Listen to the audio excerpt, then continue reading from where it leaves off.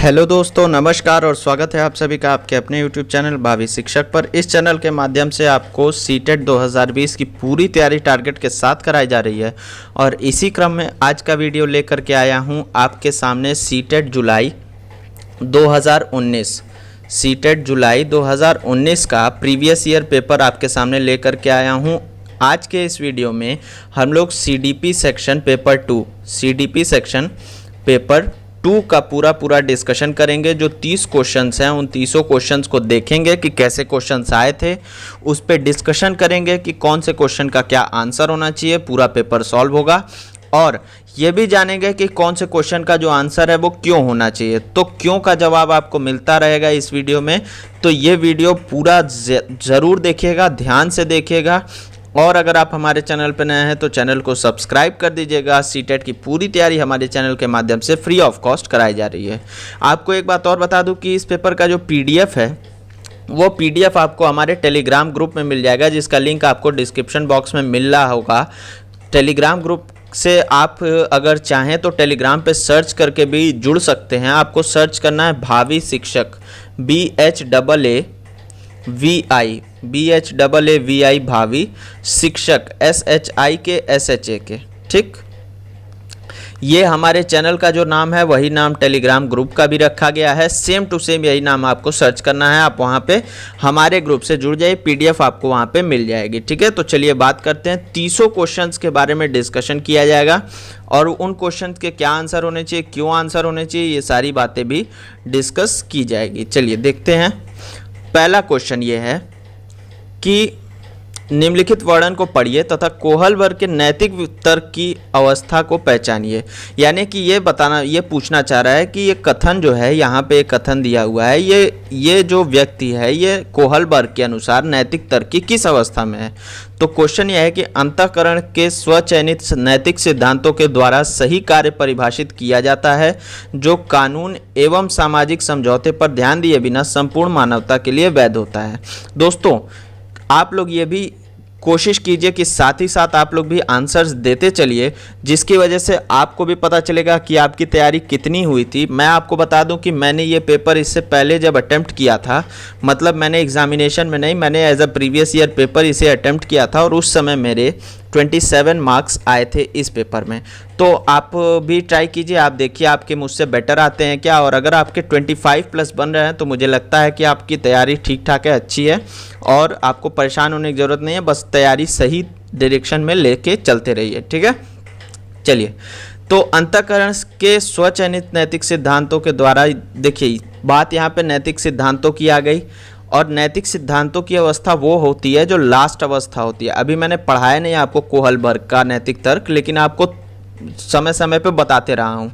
तो ये अंतिम अवस्था है, ये है आपका कि सार्वभौम नैतिक सिद्धांत अभिविन्यास। इसमें क्या होता है, इसमें होता यह है कि जो व्यक्ति है वो नैतिक सिद्धांतों को ही यूनिवर्सल मानता है। उसके लिए लॉज से बड़ा उसका नैतिक सिद्धांत होते हैं। लॉज परिवर्तनीय हो सकते हैं, ठीक है, लेकिन नैतिक सिद्धांत परिवर्तनीय उसके नहीं हो सकते हैं। चलिए दूसरा क्वेश्चन बात कर लेते हैं। दूसरा क्वेश्चन, निम्नलिखित में से कौन सा मूर्त क्रियात्मक अवस्था के प्रमुख कौशलों में से एक है। मूर्त क्रियात्मक अवस्था, ये मैंने जो है जीन पियाजे के संज्ञानात्मक विकास की अवस्था, ये वीडियो मैं बना चुका हूँ, ये मैं आपको पूरा पढ़ा चुका हूँ और बेस्ट तरीके से पढ़ाया हूँ। मैंने कहा था उस वीडियो में और ये बार बार कहता आया हूँ कि उस वीडियो के देखने के बाद सीटेट का कोई भी क्वेश्चन जो जीन पियाजे के संज्ञानात्मक विकास के सिद्धांत से पूछा जाएगा वो आपका गलत नहीं होगा। तो चलिए यहाँ बात करते हैं। मूर्त संक्रियात्मक अवस्था के प्रमुख कौशल में से एक है, ये पूछना चाह रहा है। पहला है सजीवात्मक चिंतन। तो सजीवात्मक चिंतन आपको अभी मैं ऑप्शंस पढ़ देता हूँ, मैं एक्सप्लेन करता हूँ। सुरक्षित रखने की योग्यता, परिकल्पित निगमनात्मक तर्क और द्वितीयक वर्तुल प्रक्रियाएं। तो ये जो द्वितीयक वर्तुल प्रतिक्रियाएं हो गया और सजीवात्मक चिंतन हो गया, ये दोनों जो है ये दूसरी जो अवस्था होती है उस अवस्था में आता है, जिसको आप लोग कहते हैं कि पूर्व संक्रियात्मक अवस्था। ठीक है, और जो परिकल्पित निगमनात्मक तर्क है ये आता है चौथी अवस्था में, जिसको कहते हैं आप जो नियम जिसमें बताए जाते हैं। ठीक है, चौथी अवस्था। और दूसरा जो ऑप्शन दिया हुआ है सुरक्षित रखने की योग्यता, ये होता है आपका मूर्त संक्रियात्मक अवस्था में, जिसकी आयु सीमा है आपका 7 से 11 वर्ष, मूर्त संक्रियात्मक अवस्था। तर्क भी सबसे पहले यहीं आता है, सुरक्षित रखने की योग्यता भी यहीं आती है। उस वीडियो में मैंने पूरा डिटेल में बताया हुआ है, अगर आपने उस वीडियो को ना देखा हो तो डिस्क्रिप्शन बॉक्स में लिंक है, जाकर के उस वीडियो को देख लीजिए। चलिए बात करते हैं जीन पियाजे और लेव वाइगोत्स्की जैसे संरचनावादी अधिगम को किस रूप में देखते हैं। तो जो जीन पियाजे हो गए, लेव वाइगोत्स्की हो गए, सीटेट के फेवरेट ये लोग हैं, और ये लोग जो है संरचनावादी हैं। ये लोग अधिगम को ऐसे देखते हैं कि कौशलों का अर्जन, तो कौशलों का अर्जन नहीं ये अधिगम को मानते हैं, प्रतिक्रियाओं का अनुबंधन भी नहीं मानते हैं, निष्क्रिय आवृत्तीय प्रक्रिया भी नहीं मानते हैं, क्योंकि ये जो है एक्टिव एकदम सक्रिय मानते हैं। तो सक्रिय विनियोजन से अर्थ निर्माण की प्रक्रिया, ये बिल्कुल सही है। जीन पियाजे ने सक्रिय अन्वेषक के रूप में, नन्हे वैज्ञानिकों के रूप में, खोजकर्ता के रूप में बच्चों को देखा था, तो ये जो है ये पूरी तरह से सक्रिय मानते हैं। ये आपका ऑप्शन नंबर डी सही हो गया। ठीक है, चलिए अगले क्वेश्चन पे बात कर लेते हैं। समाचार पत्रों से कहानियों एवं कतरनों का चयन करना एवं प्रस्तुत करना जो पुरुष एवं महिला दोनों को गैर परंपरागत भूमिकाओं में चित्रित करते हैं, निम्नलिखित में से किसके एक प्रभावी रणनीति है। गैर परंपरागत भूमिका का मतलब ये है, ये मैं आपको बता दूं, पिछले वीडियोस में मैंने जब क्वेश्चंस डिस्कस किए थे तो बताया होगा। गैर परंपरागत भूमिकाएं ये हैं कि जैसे मान लीजिए परंपरागत भूमिका आप पहले समझ लीजिए कि जो माँ हैं वो खाना बना रही हैं और जो पिता हैं वो बाज़ार से सामान ले आ रहे हैं। गैर परंपरागत भूमिका ये हुई कि पिता घर पे खाना बना रहे हैं या घर का काम कर रहे हैं और माँ जो है वो बाज़ार से सामान ले आ रही है। इस तरह से अगर किसी समाचार पत्र में या कहीं कहानियों में या कहीं जो है किसी पेपर कटिंग्स में अगर ऐसा दिया हुआ है, ऐसा दर्शाया गया है, उसको अगर आप प्रदर्शित करते हैं तो ये किस चीज़ की रणनीति है। क्या आप लैंगिक पक्षपात को बढ़ा रहे हैं? बिल्कुल नहीं, आप उसको कम करने की कोशिश कर रहे हैं। लैंगिक स्थिरता को बढ़ावा दे रहे हैं कि नहीं लड़के तो यही काम करेंगे, लड़कियां तो यही काम करेंगी, बिल्कुल नहीं, ये भी गलत हो गया। आप जो है वो रूढ़िवादी लैंगिक भूमिकाओं को प्रोत्साहन दे रहे हैं, तो बिल्कुल आप समझिए कि रूढ़िवादी भूमिकाओं को आप प्रोत्साहन नहीं दे रहे हैं, बल्कि उसको आप चैलेंज कर रहे हैं, आप उसको काउंटर कर रहे हैं। आप क्या कर रहे हैं, लैंगिक यानी जेंडर रूढ़ियों का सामना करने के लिए ऐसा कर रहे हैं। ठीक है, तो क्या होता है कि जैसे ऐसी चीज़ें जब दिखाई जाएंगी तो बच्चों के मन में एक डेवलप होगा कि ऐसा ज़रूरी नहीं कि ये काम मम्मी ही करें और ये काम पापा ही करें, या ये काम लड़कियां ही करें, ये काम लड़के ही करें, कोई भी काम कोई भी कर सकता है। ठीक है, चलिए अब क्वेश्चन नंबर 5 की बात कर लेते हैं। क्वेश्चन नंबर 5 ये है कि निम्नलिखित में से कौन से बच्चे के समाजीकरण में एक महत्वपूर्ण भूमिका अदा करते हैं। विद्यालय, मीडिया, विद्यालय, परिवार या पास पड़ोस। तो आपको बता दें कि समाजीकरण में चारों जो है ये भूमिका अदा करते हैं। कोई इसमें से प्राथमिक भूमिका में होता है, कोई गौण भूमिका में होता है। ठीक है, तो इस वजह से जो चारों ऑप्शन जिसमें दिए रहेंगे वही सही होगा। चारों किस में दिया है, तो आप ऑप्शन नंबर डी देखिए, 1, 2, 3, 4 में दिया हुआ है। इसमें जो विद्यालय हो गया और आप कुछ हद तक पास पड़ोस को भी प्राथमिक समाजीकरण मान सकते हैं। समाजीकरण पे भी मैंने वीडियो बनाया हुआ है, अगर आपको डिटेल में कॉन्सेप्ट समझना है तो डिस्क्रिप्शन बॉक्स में लिंक दिया है, जा करके उसे क्लिक कर लीजिए और उसे देख लीजिए उस वीडियो को। ठीक है, चलिए अब बात करते हैं हार्वर्ड गार्डनर के बहुबुद्धि सिद्धांत। ये मैंने कहा था कि हार्वर्ड गार्डनर के बहुबुद्धि सिद्धांत से क्वेश्चंस हर बार आते ही आते हैं। तो हार्वर्ड गार्डनर के बहुबुद्धि सिद्धांत के अनुसार ये पूछा जा रहा है कि एक व्यक्ति के अंदर ये सारी विशेषताएं हैं, जैसे कि वो दूसरों की मनोदशा, स्वभाव, प्रेरणा, अभिप्राय को उचित तरीके से पता लगाकर प्रतिक्रिया करने की उसमें योग्यता है। ठीक है, तो ये जो है पूछा जा रहा है कि ये कौन सा उसको आप मानेंगे। तो पहली चीज़ तो ये जान लीजिए कि वो, मैंने ये बात पहले भी डिस्कस की हुई है कि दूसरों के बारे में जब कोई अगर योग्यता होती है किसी के अंदर तो वो कहलाता है अंतर्वैयक्तिक। ठीक है, और जब कोई स्वयं के बारे में उसके अंदर योग्यता रहती है कि स्वयं को अच्छे से जान पाता है, स्वयं के बारे में आकलन कर पाता है, तो वो होता है अंतरावैयक्तिक। ठीक, इन दोनों में कन्फ्यूज़न हमेशा बनी रहती है और बच्चे जो है बहुत ज़्यादा कन्फ्यूज़ होते हैं। जब भी दूसरों की बात होगी तो अंतर्वैयक्तिक, एक व्यक्ति से दूसरे व्यक्ति के बीच में अंतर्वैयक्तिक हो रहा है। ठीक है, और अंतरावैयक्तिक मतलब स्वयं से उसको स्वयं के बारे में, स्वयं की मनोदशा, स्वयं के स्वभाव के बारे में पता लगाने की योग्यता है। अब जैसे आपको एग्जांपल दूं तो आप कनेक्ट कर पाएंगे शायद, कि जैसे मान लीजिए आप दुकान पे जाते हैं कुछ कपड़े खरीदने के लिए, जैसे ही दुकानदार जो है, जो सेलर है, उसे लगता है कि आप किसी कपड़े की तरफ आकर्षित हैं, तुरंत जो है वो अपने आपको उस कपड़े को ऐसा प्रेजेंट करता है आपको कि आप उसको लेने को तैयार हो जाते हैं। ठीक है, वो क्या है, उसने आपकी मनोदशा को पढ़ लिया, उसने जान लिया कि आपको कितनी जो है, आप कितना उस कपड़े को पसंद कर रहे हैं, इस वजह से उसने ऐसा किया। ठीक है, चलिए क्वेश्चन नंबर 7, बच्चों को मूल्यांकन के लिए निम्नलिखित में से कौन से कारण होने चाहिए, क्यों मूल्यांकन करना चाहिए, ये पूछना चाह रहा है। बच्चों को गैर उपलब्धि वाले, निम्न उपलब्धि वाले, औसत उपलब्धि वाले, उच्च उपलब्धि वाले के रूप में अलग करना एवं नाम देना। बिल्कुल गलत, मैंने पहले भी कहा था कि लेबल करना बच्चों को, ये देखिए लेबल शब्द का यूज़ हुआ है, ये मैंने उस वीडियो में बताया है जो सकारात्मक नकारात्मक वाले वीडियो था, जो आप लोगों ने काफ़ी पसंद भी किया था। उस वीडियो में मैंने बताया है कि लेबल करना हमेशा नकारात्मक चीज़ होती है, नकारात्मक जो है वो उस ऑप्शन को देखते ही काट देना है।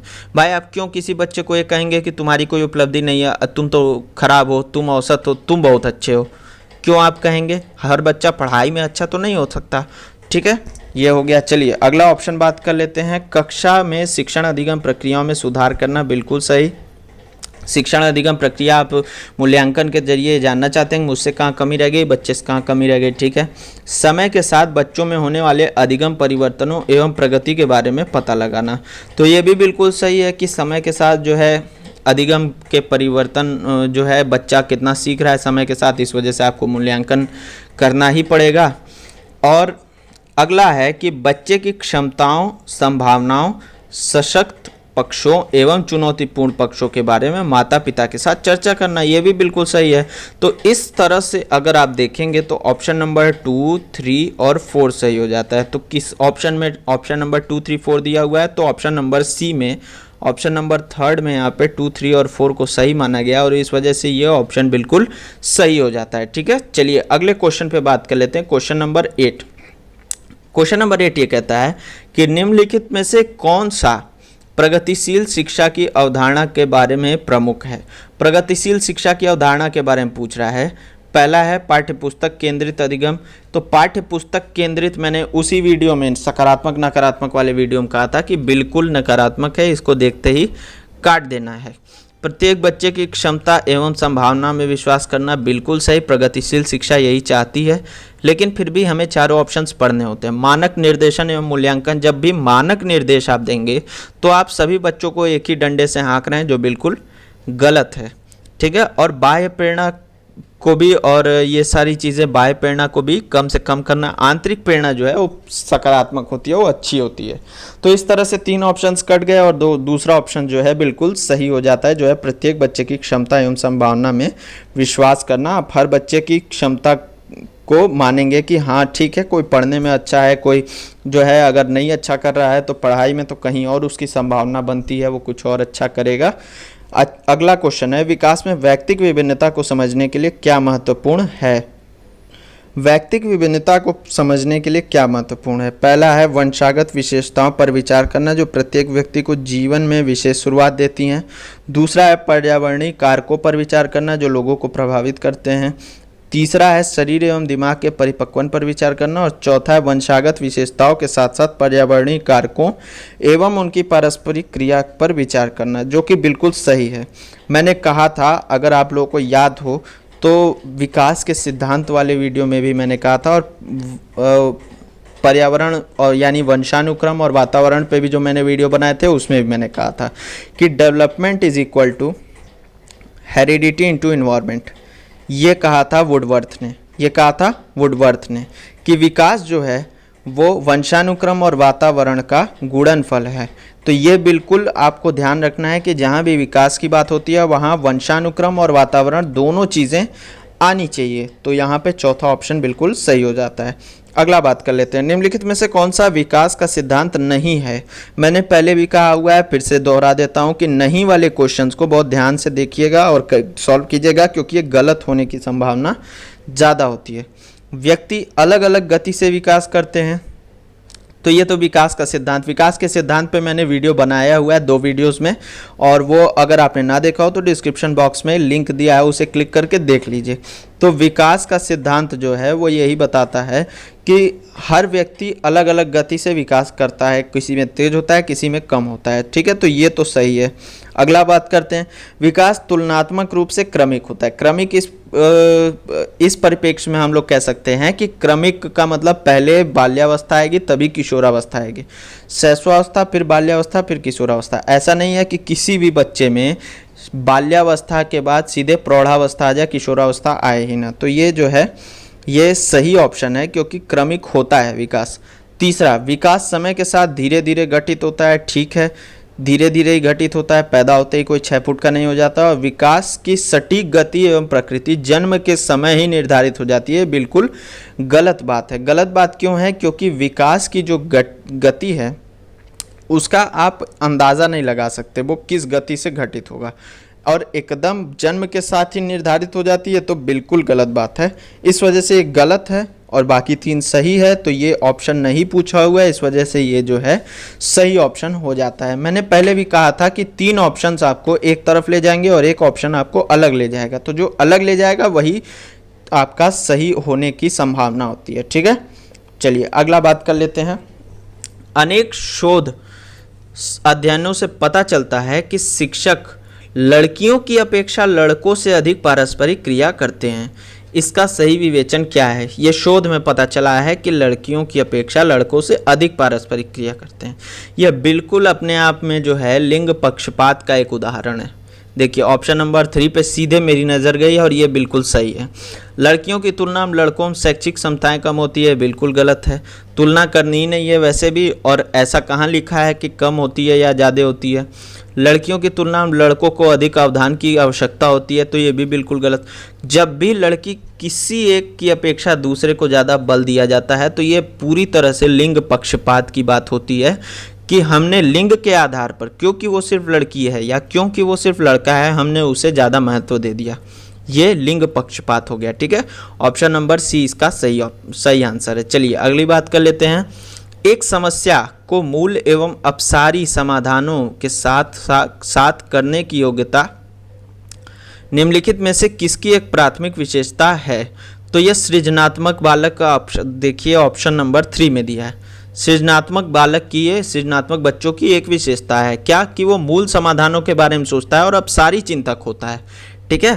तो ये होता है सृजनात्मक बालक की एक समस्या के कई सारे समाधान और मूल समाधानों के बारे में वो सोचता है और अपसारी चिंतक होता है, ठीक है। तो ये हो जाएगा आपका ऑप्शन नंबर 3। चलिए अब बात कर लेते हैं। दृश्य रूप से बाधित विद्यार्थियों के साथ कार्य करते समय एक शिक्षक को किस प्रकार के अनुदेशन अनुकूलन करना चाहिए? तो ये पूछ रहा है कि अगर कोई दृष्टि रूप से बाधित है तो उसके साथ कैसे मतलब व्यवहार करना चाहिए। स्पष्ट रूप से बोलना और छूकर महसूस करने वाली सामग्रियों का अधिक मात्रा में प्रयोग करना चाहिए। ये ठीक है, सही बात है, साफ साफ बोले और जो है उनको छू करके महसूस करने वाली सामग्रियों का प्रयोग करें, ताकि वो देख नहीं सकते तो सुन करके और छू करके महसूस करें, ठीक है, बिल्कुल सही है। बाकी के जो ऑप्शंस हैं उनको मेरे ख्याल से पढ़ने की आवश्यकता नहीं, लेकिन पढ़ना पड़ेगा। कई प्रकार की दृश्य प्रस्तुतियों का प्रयोग करना, एक तो वैसे ही उसे पहले नहीं दिख रहा है, आप उसे दृश्य प्रस्तुतियों का प्रयोग करेंगे, क्या फ़ायदा। स्वयं अभिविन्यास करना ताकि विद्यार्थी उसे ध्यान से देख सकें, जब वो देख ही नहीं पा रहे हैं तो देख कैसे सकें। और अनेक प्रकार के लिखित कार्यों, विशेष रूप से वर्कशीटों पर ध्यान केंद्रित करना। तो ये जो है ये भी एक केवल लिखित कार्य कैसे वो करेंगे जब वो देख नहीं पा रहे हैं, तो ये सब चीज़ें जो है एक तरह से गलत है। और आप क्या है, पहला ऑप्शन जो है ये सटीक है, ठीक है। चलिए बात कर लेते हैं क्वेश्चन नंबर 14। सहयोगात्मक अधिगम एवं हम उम्र साथियों के द्वारा शिक्षण का एक समावेशी कक्षा में किस प्रकार से उपयोग करना चाहिए? सक्रिय रूप से आगे बढ़ाना चाहिए, बिल्कुल सही बात है। सहयोगात्मक अधिगम और हम उम्र साथियों के द्वारा शिक्षण, ये जो है वाइगोत्स्की का सबसे पसंदीदा चीज़ था। वाइगोत्स्की ने कहा था कि सहयोगात्मक अधिगम होना चाहिए, तो वाइगोत्स्की ने कहा था कि सहयोगात्मक अधिगम होना चाहिए, तो सक्रिय रूप से इसे आगे बढ़ाया जाना चाहिए, ये सही ऑप्शन लग रहा है। ठीक है, सक्रिय रूप से हतोत्साहित, हतोत्साहित तो निगेटिव वर्ड है, वैसे ही आपको देखते काट देना है और ये होना भी नहीं चाहिए। सहयोगात्मक अधिगम को हतोत्साहित नहीं, बढ़ावा देना है आपको। ठीक है, कभी कभी प्रयोग करना चाहिए, कभी कभी करेंगे। क्यों कभी कभी करेंगे, क्या मतलब सिर्फ दिवाली पे करेंगे या होली पे करेंगे, ऐसा करेंगे? ये तो बिल्कुल गलत है। प्रयोग करना ही नहीं चाहिए, तो ये भी बिल्कुल गलत है। तो ये 3 जो है गलत हो जाते हैं। ऑप्शन नंबर फर्स्ट जो है बिल्कुल सही है। ठीक, आगे बात कर लेते हैं। निम्नलिखित में से कौन सा समावेशी कक्षा में सबसे अधिक महत्वपूर्ण? समावेशी कक्षा, ये टॉपिक अपने आप में टोटल 10 नंबर लिए हुए आपका सीटेट का। तो ये टॉपिक को ध्यान से पढ़िएगा, मैं वीडियो भी ले आऊँगा जल्दी ही, परेशान होने की ज़रूरत नहीं, सारी चीज़ें आपकी सही होंगी। ठीक, समावेशी कक्षा में सबसे अधिक महत्वपूर्ण क्या है? तो एक रूप निर्देश समावेशी कक्षा क्या है? कक्षा में विविधता का उत्सव मनाती है ना, तो विविधता के लिए आपको एक तरह के निर्देश क्यों देने हैं? ये बिल्कुल गलत है। मानकीकृत परीक्षण भी जो है आप सबके लिए एक डंडे से सबको हाँक रहे हैं, एक स्तर बना दे रहे हैं कि सब लोग इतना पाओ तभी तुम जो है पास हो गए, तो ये भी गलत है।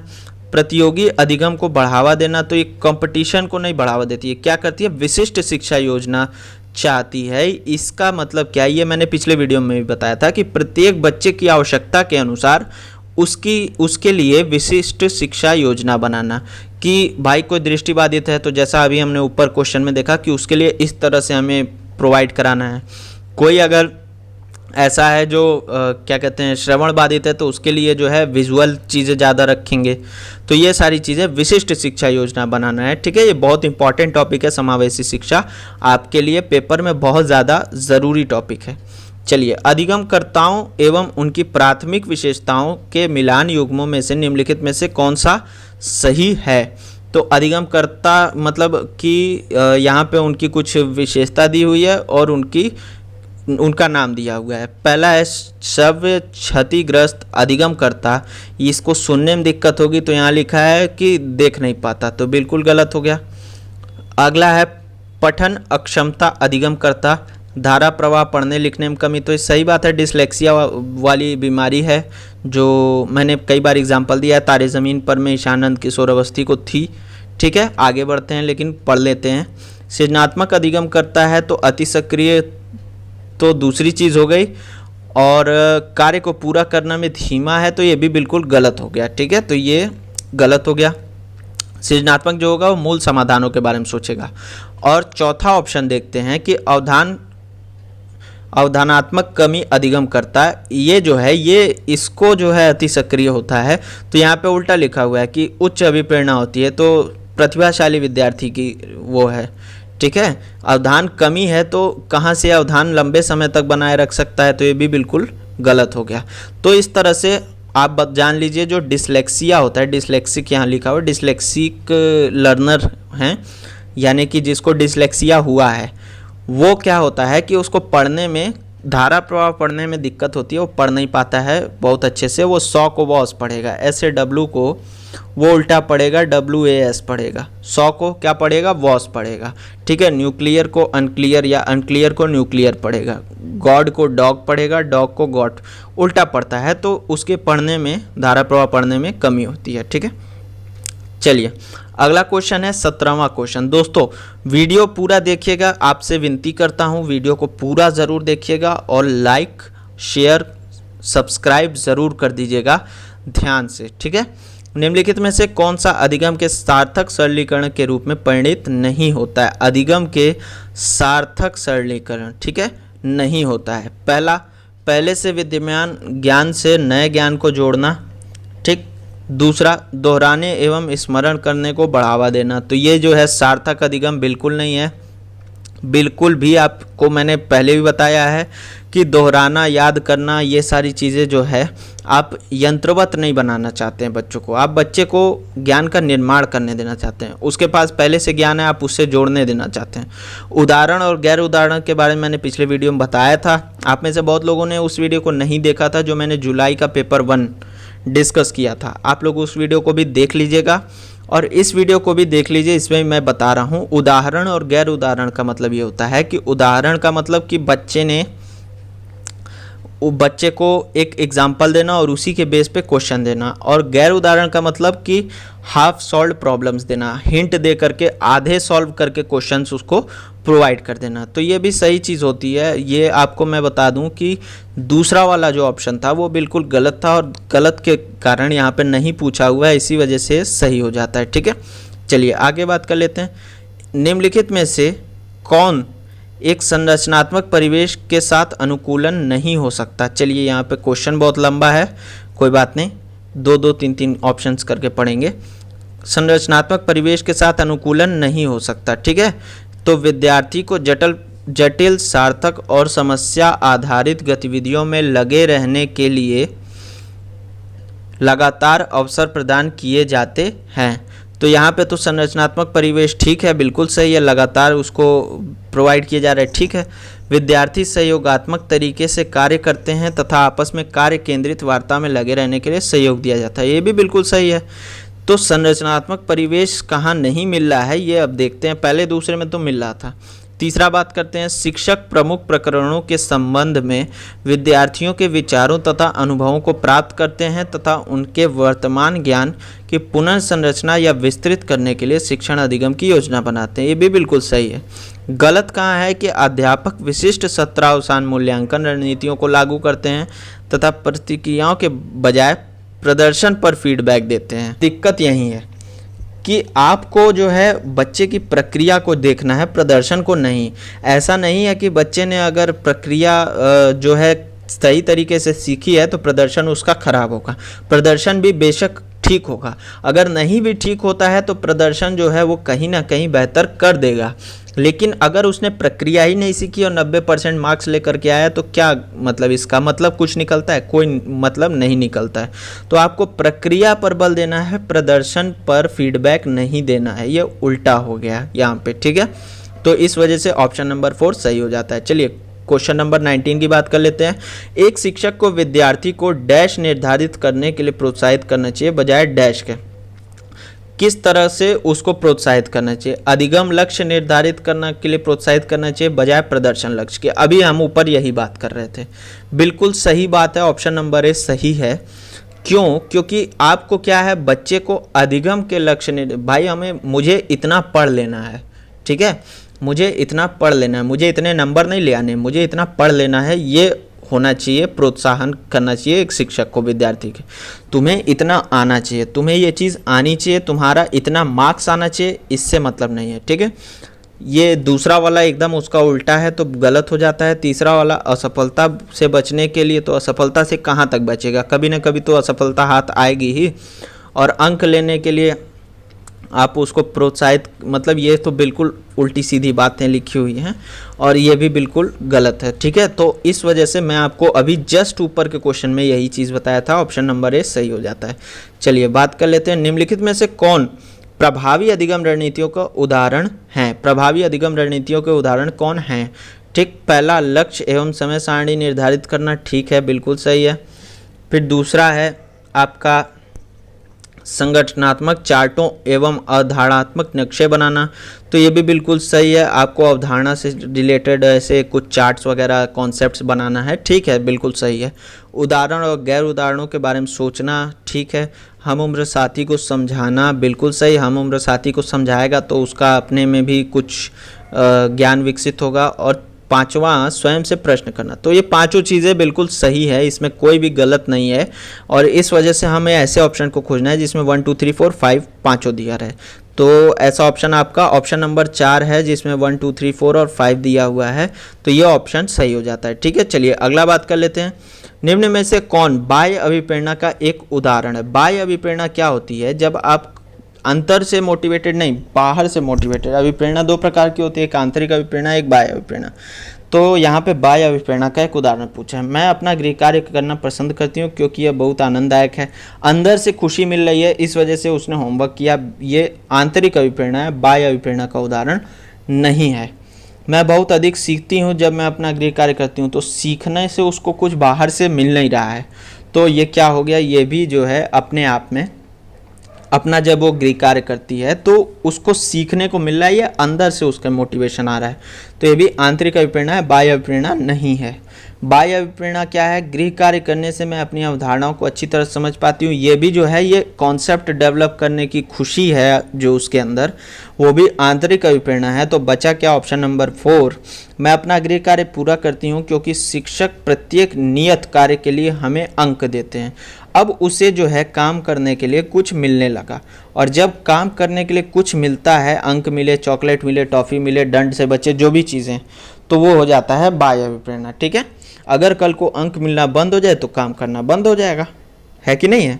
चलिए अगला बात कर लेते हैं। एक प्राथमिक कक्षा कक्ष में एक शिक्षक को क्या करना चाहिए? तो क्या करना चाहिए एक प्राथमिक कक्षा कक्ष में एक शिक्षक को? ऑप्शन नंबर ए, केवल उदाहरण देने चाहिए। तो केवल शब्द अपने आप में जो है एक निगेटिव शब्द है, मैंने पहले भी कहा है उस वीडियो में, सकारात्मक नकारात्मक वाले वीडियो में। तो ये जो है ये गलत हो जाता है। केवल गैर उदाहरण, ये भी बिल्कुल केवल है, और अपने जो भी ऑप्शन आपको सीटेट में केवल एक तरफ ले जाता है वो ऑप्शन गलत लगता है। ठीक है, उदाहरण एवं गैर उदाहरण दोनों देने चाहिए, सही बात है। उदाहरण एवं गैर उदाहरण दोनों नहीं देने चाहिए तो बच्चा सीखेगा कैसे? तो ये ऑप्शन नंबर सी जो है यहाँ पे बिल्कुल सही हो जाता है। ठीक है, बिल्कुल सही है, और बाकी तीनों गलत है। चलिए अब क्वेश्चन नंबर 23 की बात कर लेते हैं, 7 ही क्वेश्चन बचे हैं। क्वेश्चन क्या है? निम्नलिखित रणनीतियों में से कौन सी बच्चों में अर्थ निर्माण को बढ़ावा देती है? अर्थ निर्माण को बढ़ावा देना है। ठीक है, क्या है? अन्वेषण एवं परिचर्चा, बिल्कुल यही सही है, और बाकी जो है वो गलत होगा। यहाँ से मैं बता देता हूँ, ये मेरा एक्सपीरियंस है, मैंने कई क्वेश्चंस, बहुत सारे क्वेश्चंस देखे हैं, इसलिए बता दे रहा हूँ। आपको अगर समस्या उत्पन्न होती है तो बाकी के ऑप्शंस भी पढ़िए। सूचनाओं का संचरण, दंडात्मक साधनों का प्रयोग करना, एक रूप एवं मानकीकृत परीक्षण। तो एक रूप एवं मानकीकृत परीक्षण मैंने अभी पहले भी कहा है कि ये तो बिल्कुल गलत होता है। दंड साधनों का उपयोग तो आपको करना नहीं, बच्चे को दंड और पुरस्कार दोनों नहीं देने हैं। और सूचनाओं का संचरण यानी कि उससे जो है आप केवल सूचनाएं देते जाइए। तो बच्चा जो है वो सिर्फ वो खाली स्लेट नहीं है, वो खाली डब्बा नहीं है कि आप उसके अंदर जो चाहें भर दें। तो ये भी बिल्कुल गलत। तो ये 3 ऑप्शंस बिल्कुल गलत हो जाते हैं। पहला ऑप्शन जो है अन्वेषण एवं परिचर्चा बिल्कुल सही है, क्योंकि बच्चे ने क्या है, उस अर्थ निर्माण करना है, उसने जो है खोज किया, खुद से कुछ सीखा। जैसे मैं आपसे परिचर्चा कर रहा हूँ, मैं क्या कर रहा हूँ? आपसे परिचर्चा कर रहा हूँ। तो आपके पास दिमाग में चीज़ें बैठ रही हैं, कॉन्सेप्ट्स बैठ रहे हैं। मैंने कहा है कि इस वीडियो में मैं 30 क्वेश्चंस नहीं करा रहा हूँ, मैं आपको 30 कॉन्सेप्ट्स बता रहा हूँ। पूरा डिस्कशन करते हुए 30 कॉन्सेप्ट्स की जानकारी आज आपको मिलने वाली है। बच्चों की गलतियाँ और भ्रांत धारणाएँ, उनका क्या करना चाहिए, क्या होती हैं? शिक्षण अधिगम प्रक्रिया में एक महत्वपूर्ण कदम है, सही है। शिक्षण अधिगम प्रक्रिया के लिए रुकावट एवं विघ्न है, गलत है। भाई बच्चा गलती नहीं करेगा तो सीखेगा कैसे? शिक्षण अधिगम प्रक्रिया में अनदेखी कर देंगे तो बच्चे जो है अपने आप को उपेक्षित महसूस करेंगे, या फिर उनका कभी सुधार ही नहीं हो पाएगा। सूचित करती हैं कि बच्चों की क्षमताएं वयस्कों की तुलना में बहुत निम्न स्तर की हैं। ये तो पियाजे ने कहा था कि क्षमता कोई निम्न नहीं है, बच्चे उतना ही सोचते हैं जितना वयस्क सोचते हैं। तो ये बिल्कुल गलत हो गया। तो ऑप्शन नंबर ए सही है कि एक महत्वपूर्ण कदम है, और इससे क्या है कि आपको इससे ये मिलता है गलतियों से कि बच्चा सोच किस प्रकार से रहा है, सीख किस प्रकार से रहा है। ठीक है, मैंने पिछले वीडियोस में चर्चा की हुई है। जो लोग हमसे लगातार जुड़े हुए हैं वो इन क्वेश्चंस का आंसर देखते ही दे रहे होंगे, मुझे इस बात का अंदाज़ा है, मुझे पता है। संरचनात्मक ढांचे में बच्चे को किस रूप में देखा जाता है? किस रूप में देखा जाता है बच्चे को देखा जाता है एक समस्या समाधान करने वाला तथा वैज्ञानिक अन्वेषक के रूप में। ये पियाजे ने कहा था, पियाजे की थ्योरी मैंने कहा था, नन्हे वैज्ञानिक, सक्रिय अन्वेषक, सक्रिय खोजकर्ता, ज्ञान के सक्रिय निर्माता। ये सब क्या है? ये सब बच्चे को संरचनात्मक ढांचे में पियाजे ने माना है। ठीक है, निष्क्रिय प्राणी, निष्क्रिय तो बिल्कुल है ही नहीं। खाली स्लेट, कोरी पट्टी, ये मैंने पहले भी बताया है कि व्यवहारवादी लोगों ने ऐसा माना था, और लघु वयस्क भी व्यवहारवादी लोगों ने ही माना था। ठीक है, तो ये चीज़ें हो गई। चलिए अब क्वेश्चन नंबर 26 आ गया। क्वेश्चन नंबर 26 की बात करते हैं। 5 क्वेश्चंस और बचे हुए हैं दोस्तों, ध्यान से देख लीजिए, समझ लीजिए। अपनी कक्षा में सहयोगात्मक अधिगम का प्रयोग करते समय एक शिक्षक की भूमिका किस प्रकार की होती है? किस प्रकार की भूमिका होती है? एक मूक दर्शक होना चाहिए। सहयोगात्मक अधिगम की बात है तो वो मूक दर्शक बना रहे और बच्चे जो चाहते हैं उन्हें करने दे। तो बच्चे जो है घर पे ही बैठ करके कर लेते, क्यों? स्कूल आए हैं। कक्षा को छोड़ देना, छोड़ के चले जाएं तब भी भाई ये तो गलत ही है। सहयोगात्मक होना, सहयोगात्मक अधिगम में सहयोगात्मक होगा, ठीक है, चलिए सही लग रहा है। तथा प्रत्येक समूह की निगरानी करना, ऑब्जर्व करना, हर समूह को मॉनिटर करना कि वो कर क्या रहे हैं, वो कैसे कर रहे हैं। उसके बेस पे आप ये भी जानेंगे कि बच्चे कहाँ गलती कर रहे थे, कौन सा बच्चा कहाँ गलती कर रहा था और कौन सा ग्रुप जो है किस तरह से कार्य कर रहा था। ठीक, ये सही चीज़ है।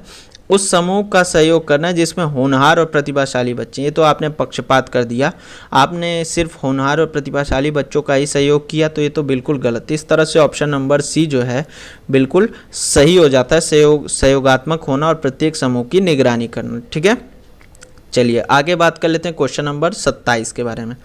निम्नलिखित कथनों में से कौन सा विकास एवं अधिगम के बीच संबंधों को सही तरीके से सूचित करता है? विकास और अधिगम के बीच संबंध को सही तरीके से सूचित करता है, ये अब यहाँ पे आपको एक नया कॉन्सेप्ट सीखने को मिलेगा। विकास और अधिगम संबंधित नहीं है, यानी कि विकास अलग चलता है अधिगम अलग चलता है, तो बिल्कुल गलत बात है। विकास जो है वो अधिगम को प्रभावित करता है, अधिगम विकास का ध्यान किए बिना घटित होता है, तो ये भी बिल्कुल गलत है। भाई अगर मानसिक विकास ही विकास का ही एक पहलू है, मानसिक विकास अगर ठीक से नहीं हुआ रहेगा तो अधिगम कैसे होगा? नहीं होगा ना, तो ये भी गलत हो गया। अधिगम की दर विकास की दर से काफ़ी अधिक होती है, तो अधिक और कम ये कहीं नापा ही नहीं गया है कि कितनी होती है। ठीक है, विकास और अधिगम अंतः संबंधित होते हैं और आत्मनिर्भर होते हैं, अंतः निर्भर होते हैं, दोनों एक दूसरे पर डिपेंड करते हैं कि अगर विकास अच्छे से नहीं होगा तो अधिगम भी अच्छे से नहीं होगा, अगर अधिगम अच्छे से नहीं होगा तो विकास अच्छे से नहीं होगा, दोनों एक दूसरे से संबंधित हैं, एक दूसरे पर निर्भर करते हैं। अब आ गया पियाजे। मैंने पहले भी कहा हर वीडियो में कहता आया हूँ और आपको हर वीडियो में प्रूफ सामने दिखाई देता है। 2 से 3 क्वेश्चन जीन पियाजे से आने ही आने, और वो हमारे उसी एक वीडियो से ही उठा करके पूछे जाते हैं, कहीं अलग से नहीं आते हैं। ठीक है, पियाजे के अनुसार विशिष्ट मनोवैज्ञानिक संरचनाएं अनुभव से सही अर्थ निकालने के लिए व्यवस्थित तरीके को क्या कहा जाता है? ये जो विशिष्ट मनोवैज्ञानिक संरचनाएं थी इनको पियाजे ने स्कीमा कहा था। क्या कहा था? स्कीमा कहा था। पैकेट्स ऑफ इंफॉर्मेशन थी जिसके अंदर जो है इंफॉर्मेशन स्टोर किया जाता था। चलिए अब बात कर लेते हैं क्वेश्चन नंबर 29। यहाँ पे आ गया आपका एक उचित प्रश्न सुझाव के द्वारा बच्ची की समझ को उस बिंदु के आगे ले जाया जा सकता है जिस पर वह अकेले पहुंच सकती है। ये आपका आ गया ZPD वाला कॉन्सेप्ट, आपको मैं फिर से रिवाइज करा देता हूँ। ये भी मैंने वीडियो में बताया हुआ है, डिस्क्रिप्शन बॉक्स में लिंक दिया हुआ है। आपका वाइगोत्स्की के जो अधिगम का सिद्धांत था उसका वीडियो यहाँ पे उसका लिंक दिया हुआ है, उसमें से आपको मिल जाएगा। देखिए क्या होता है कि कोई जो बच्ची है वो अकेले जहाँ तक पहुँच सकती है, अकेले मान लीजिए वो यहाँ तक पहुँच सकती है। ठीक, ये एक बच्ची है, अकेले वो यहाँ तक पहुँच सकती है। अब अगर उसे उचित प्रश्न या सुझाव दिया गया तो बच्ची की समझ जो है वो यहाँ तक जा सकती है, और यहाँ तक जो पहुँचाएगा, जो जगह है, जो संरचना है, वो क्या संरचना है? वो है आपका समीपस्थ निकटस्थ विकास का क्षेत्र, ZPD, zone of proximal development, जहाँ तक वो पहुँच सकती है। और जो उसे पहुँचाएगा, जो ये प्रक्रिया होती है उसे पहुँचाने की, उसे कहा जाता है स्कैफोल्डिंग। जो उसे सुझाव या प्रश्न दिए जाते हैं वो उसे कहा जाता है स्कैफोल्डिंग। ठीक है, तो ये हो गया आपका। ये कॉन्सेप्ट मैंने बहुत अच्छे से समझाया हुआ है उस वीडियो में, आप देखिएगा, आपको अच्छा लगेगा, मुझे पता है। लेव वाइगोत्स्की के अनुसार आधारभूत, देखिए फिर वाइगोत्स्की आ गए। मैंने कहा था कि 2 से 3 क्वेश्चन पियाजे, 2 से 3 क्वेश्चन वाइगोत्स्की के हमेशा तय होते हैं। ठीक, लेव वाइगोत्स्की के अनुसार आधारभूत मानसिक क्षमताओं को मुख्य रूप से किसके द्वारा उच्चतर संज्ञानात्मक प्रक्रियाओं में बदला जा सकता है? तो जहाँ भी वाइगोत्स्की की बात है, मैंने कहा है कि आप आंख बंद करके नहीं, आंख खोल के आप ऑप्शंस को पढ़िए, और जहाँ आपको सामाजिक सांस्कृतिक दिखे, उनकी थ्योरी का नाम याद रखिए ना, वाइगोत्स्की का सामाजिक सांस्कृतिक संज्ञानात्मक विकास का सिद्धांत। तो सामाजिक या सांस्कृतिक शब्द जहाँ दिखे वाइगोत्स्की को उसके साथ मिला दीजिएगा और बिल्कुल सही हो जाएगा। इसी के साथ दोस्तों आज का वीडियो समाप्त हो गया। वीडियो कैसा लगा कमेंट करके बताइएगा। आपके कितने मार्क्स बने कमेंट करके बताइएगा। लाइक कर दीजिएगा, शेयर कर दीजिएगा और चैनल को सब्सक्राइब कर दीजिएगा। सीटेट की पूरी तैयारी हमारे चैनल के माध्यम से फ्री ऑफ कॉस्ट कराई जा रही है। धन्यवाद। जय हिंद।